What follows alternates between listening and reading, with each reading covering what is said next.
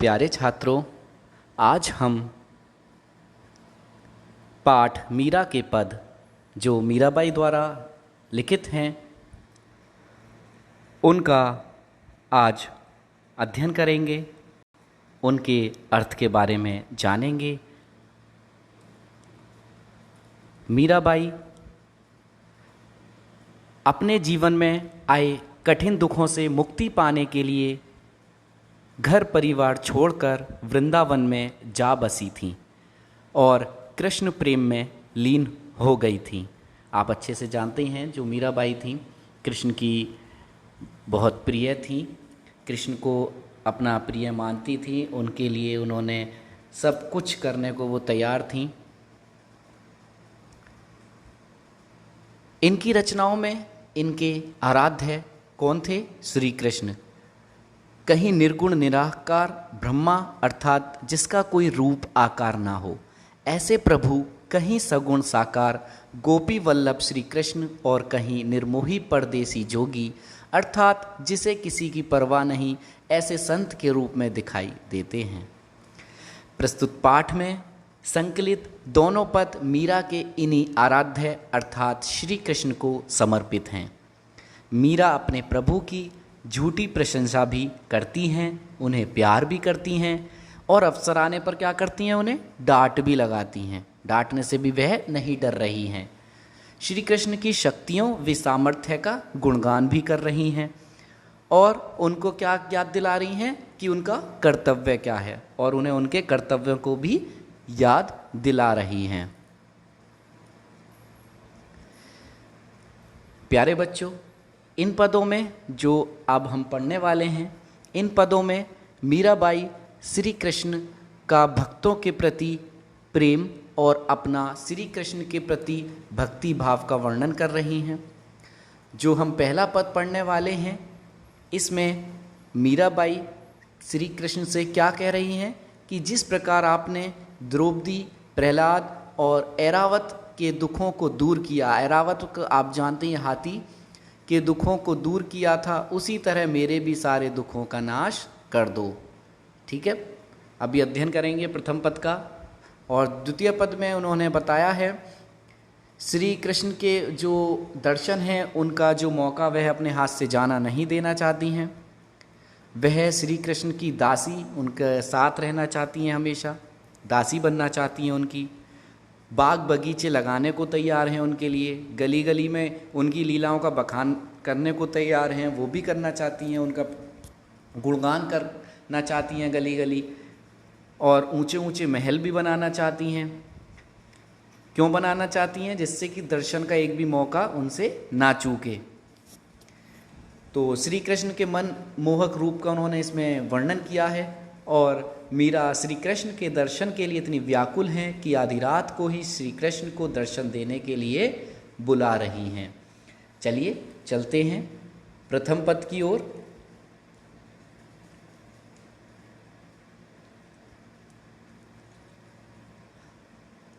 हरि आप हरो जन री भीर, द्रौपदी ली लाज राखी आप बढ़ायो चीर।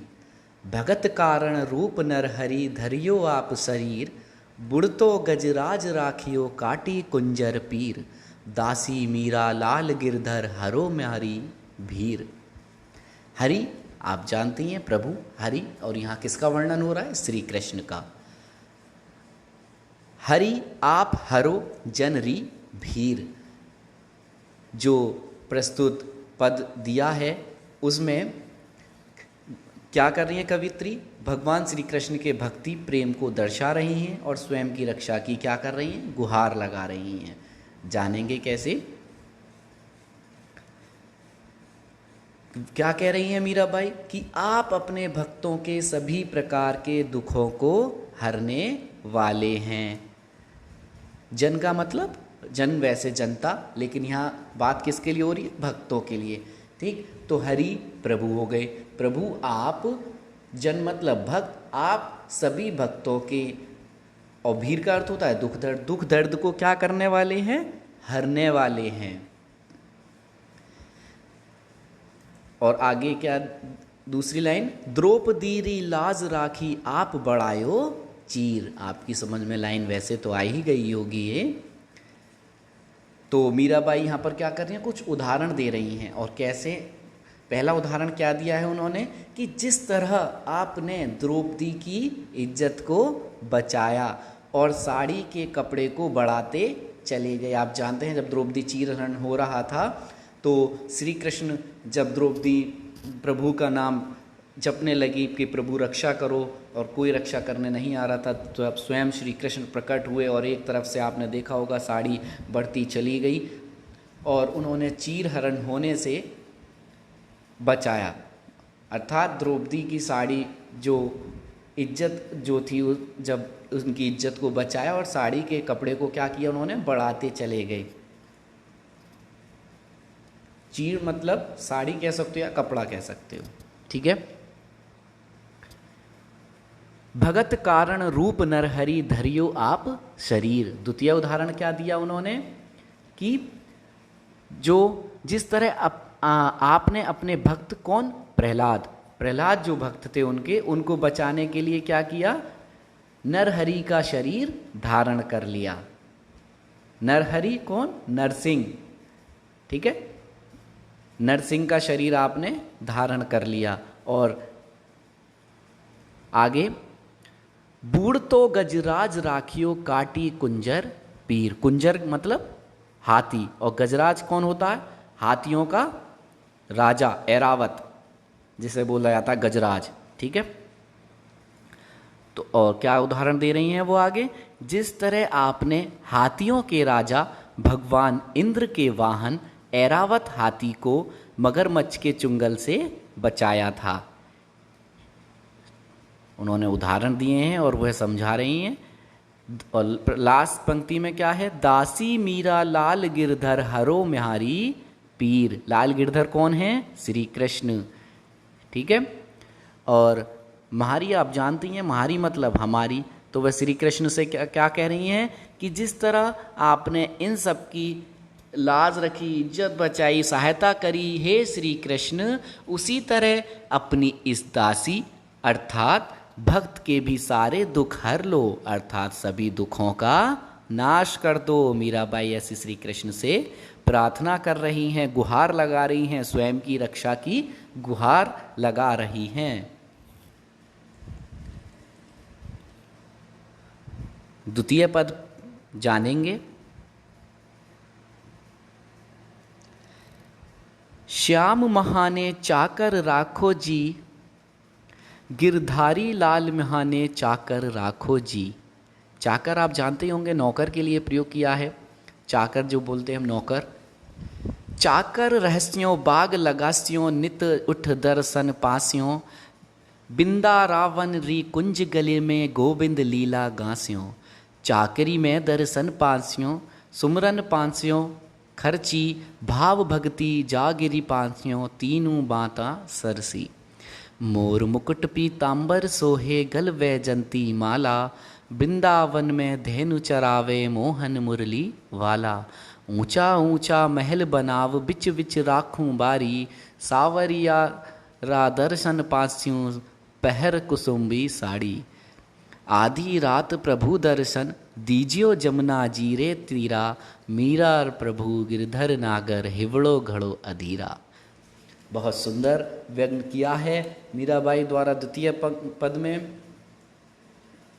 जो पद है, इस पद में मीराबाई श्री कृष्ण के प्रति अपने प्रेम का वर्णन कर रही हैं और श्री कृष्ण के दर्शन के लिए वह कितनी व्याकुल हैं, वह इन सब बातों को यहाँ पर दर्शा रही हैं, उन्हें बता रही हैं। प्रथम पंक्ति, श्याम मिहाने चाकर राखो जी। वह श्याम मतलब श्री कृष्ण से क्या कह रही हैं, चाकर मतलब नौकर। क्या कह रही है कि वह कहती हैं हे श्री कृष्ण, मुझे अपना क्या बनाकर रखो, नौकर, चाकर, मुझे अपना नौकर बनाकर रखो। अर्थात मीरा किसी भी तरह श्री कृष्ण के क्या करना चाहती हैं, उनके नज़दीक रहना चाहती हैं, फिर चाहे वे नौकर ही बनकर उन्हें क्यों ना रहना पड़े। तो वह यही कह रही हैं कि मुझे अपने पास रख लो, नौकर बनाकर ही रख लो, गिरधारी लाला महाने चाकर राखो। गिरधारी हे मेरे श्री कृष्ण, हे मेरे प्रभु, अपने भक्त को अपना चाकर बनाकर ही रख लो, अपने पास ही उसे रख लो। चाकर रहस्यूं, रहस्यूं मतलब होता है रहकर। बाग लगास्यूं, बाग आप समझ ही गए। नित उठ दर्शन पांस्यूं, वह क्या कह रही हैं आगे कि नौकर बनकर मैं क्या करूंगी, आपका बाग बगीचा, मैं आपके बगीचे लगाऊंगी ताकि जब सुबह उठकर रोज आपके मैं दर्शन पा सकूं। और आगे क्या कह रही हैं, वृंदावन री कुंज गली में गोविंद लीला ज्ञास्यूं। और वह समझ ही गए होंगे आप क्या कहना चाह रही हैं। क्या कह रही हैं मीराबाई, कहती हैं कि वृंदावन की जो संकरी गली, संकरी मतलब पतली छोटी टेढ़ी मेढ़ी जो गली हैं, उनमें मैं अपने स्वामी की लीलाओं का क्या कर सकूं, बखान कर सकूं, उनकी लीला को गा सकूं। चाकरी में दर्शन पास्यूं, सुमरन पास्यूं खर्ची। क्या कहना चाहती हैं मीराबाई, वह कह रही हैं कि नौकर बनकर उन्हें क्या फ़ायदे होने वाले हैं, 3 फ़ायदे होने वाले हैं। कौन कौन से होने वाले हैं, देखिए। पहला फ़ायदा क्या होने वाला है, उन्हें हमेशा श्री कृष्ण के दर्शन प्राप्त होते रहेंगे। ठीक, पहला तो उन्हें ये फ़ायदा हो गया, दर्शन मतलब दर्शन। दूसरा, उन्हें अपने प्रिय की याद नहीं सताएगी क्योंकि पास में रहेंगी, तो उन्हें फ़ायदा रहेगा। जब नौकर बनकर रहेंगी, दर्शन भी होते रहेंगे, पास में भी रहेगी तो याद भी नहीं आएगी। और तीसरा क्या फ़ायदा होगा कि उनकी भाव भक्ति का साम्राज्य बढ़ता ही जाएगा, क्योंकि वो उन्हीं के गुणगान करती रहेंगी, तो क्या होगा, हर जगह उनकी भाव भक्ति का जो साम्राज्य है वो भी बढ़ता रहेगा। आगे देखेंगे, मोर मुकुट पीतांबर सोहे गल वैजंती माला। मीरा श्री कृष्ण के रूप का बखान कर रही हैं इसमें, और क्या कह रही हैं कि उन्होंने पीले वस्त्र धारण किए हुए हैं। पीतांबर आप जानते ही हैं, पीतांबर मत अर्थात पीले हैं वस्त्र जिसके, अर्थात श्री कृष्ण, श्री राम बहुत हैं पीतांबर, लेकिन यहाँ श्री कृष्ण का वर्णन हो रहा है। तो मीरा श्री कृष्ण के रूप का बखान करते हुए क्या कह रही हैं कि उन्होंने पीले वस्त्र धारण किए हुए हैं और गल वैजंती माला, और गले में माला धारण की हुई है। वैजंती फूल की माला गले में उन्होंने धारण की हुई है।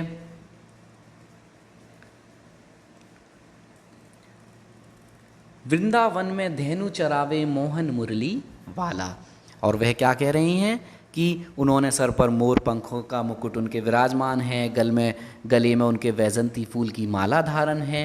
और क्या कह रही है इस लाइन में कि वृंदावन में धेनु चरावे, धेनु गाय, वृंदावन में गाय चराते हुए जब वह मोहन मुरली बजाता है तो क्या होता है, सबका मन मोह लेता है।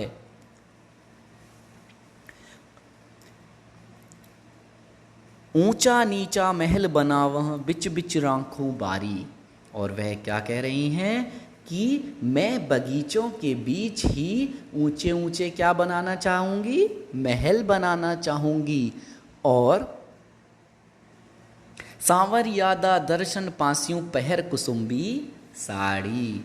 अब समझ ही गए होंगे आप कि वो क्या कह रही हैं, और मैं जब महल बना लूं और महल बनाने के बाद कुसुम्बी साड़ी पहनकर अपने प्रिय के दर्शन करूंगी, अर्थात श्री कृष्ण के दर्शन के लिए साज श्रृंगार करूंगी।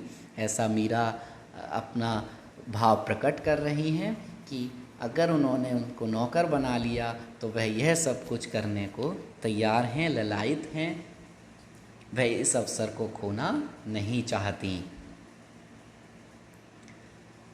आधी रात प्रभु दर्शन दीजियो जमुना जी रे तीरा। मीरा जी क्या कह रही हैं कि श्री कृष्ण मुझे वह आधी रात को श्री कृष्ण के जमुना जी पर भी दर्शन करने को तैयार हैं। मीरा रा प्रभु गिरधर नागर हिवड़ो घड़ो अधीरा, अधीरा होता है व्याकुल होना, और जमुना जी का तीरा, तीरा मतलब क्या होता है, किनारा। ठीक है, तो वह क्या कह रही हैं कि हे मेरे प्रभु गिरधर स्वामी, मेरा मन आपके दर्शन के लिए इतना बेचैन है, कितना है कि वह सुबह का इंतजार भी नहीं कर सकता। ठीक है, वो यही कह रही हैं कि आधी रात प्रभु दर्शन दीजिए जमुना जी रे तीरा। तो उन्होंने यही कहा है कि मुझे आधी रात ही दर्शन दे दो अपने प्रभु, हे श्री कृष्ण, हे मेरे प्रभु, आप मुझे आधी रात ही दर्शन दे दो, अपने भक्त को आधी रात ही दर्शन दे दो। और दीजियो जमुना जी रे तीरा, और क्या कह रही हैं, आधी रात को कहाँ पर देने दर्शन, जमुना जी के किनारे दे दो। मीरा प्रभु गिरधर नागर हिवड़ो गधर अधीरा। तो वह ऐसे ही व्याकुल अपने प्रभु के लिए, मीरा अपने गिरधर नागर के लिए, श्री कृष्ण के लिए व्याकुल हो रही हैं और उनका नौकर बनना चाहती हैं। आपके ये अर्थ अच्छे से समझ में आ गया होगा, और इसके प्रश्न उत्तर और भावार्थ की PDF आपको ग्रुप पर मिल जाएगी। धन्यवाद।